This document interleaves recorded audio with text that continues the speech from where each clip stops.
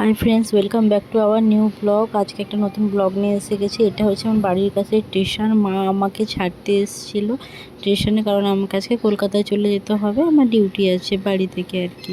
তো দেখো, মাকে টাটা করে এবার আমার সঙ্গে হচ্ছে হেডফোন, জানালার পাশে সিট আর হেডফোনে কিছু প্রিয় গান, এইভাবে উপভোগ করতে করতে জাস্ট যাচ্ছি আর কি। মনটা খারাপই, কারণ বাড়ি থেকে যেতে কারোর ভালো লাগে না।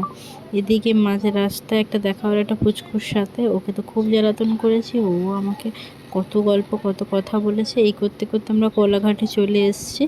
কোলাঘাটের জাস্ট এই নদীর যে ভিউটা আছে না বন্ধুরা, দেখো খুব ভালো লাগবে।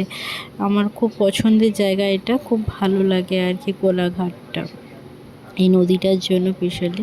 বাড়ি থেকে যাচ্ছে, মনটা তো খারাপই, তার মধ্যেও যা একটু আনন্দ হয় আর কি। এই করতে করতে আমরা সাঁতরাগাছিতে আমি চলে এসেছি। সাঁতরাগাছিতে এসে তো খুব বৃষ্টি হচ্ছে এদিকটাতে, তার মধ্যে বৃষ্টির মধ্যে দেখো কতটা জল জমে গেছে আর কি।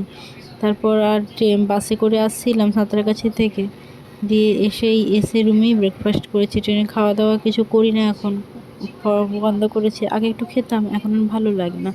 এসে তারপরে বৃষ্টি যেহেতু, একটু খিচুড়ি বানিয়ে নিলাম। এই খিচুড়িটার নাম দিয়েছি ব্যাচেলার খিচুড়ি। যদি তোমাদের কারো রেসিপি চাই তাহলে তোমরা জানিও, যারা মেসে থাকো বা হয়তো স্টুডেন্ট লাইফে বাইরে আছো, রান্না করে খেতে হয়, তাদের জন্য এই খিচুড়িটা অল্প সময়ে কিন্তু খুব ভালো, মোটামুটি খেতে তোমরা পারবে। এরপর দেখো, বাড়ি থেকে কত কিছু নিয়ে চলে এসেছি। রান্নাবান্না কমপ্লিট, তারপর স্নান করে, ডিউটি তো আছে, যেতেই হবে, মন না চাইলেও যেতে হবে। তারপর আর কি স্নান করে এসে পুজো দিয়ে দিয়েছি। ছোট জায়গার মধ্যে আর কি একটু অ্যাডজাস্ট করা, তাও করেছি আর কি নিজের মতো করে। এদিকে দেখো, খিচুড়ি নিয়ে আমি বসে গেছি খেতে। খিচুড়ি আছে, মাছ ভাজা, বেগুন ভাজা, লেবু, শুকনো লঙ্কা ভাজা আর পেঁয়াজ ভাজা।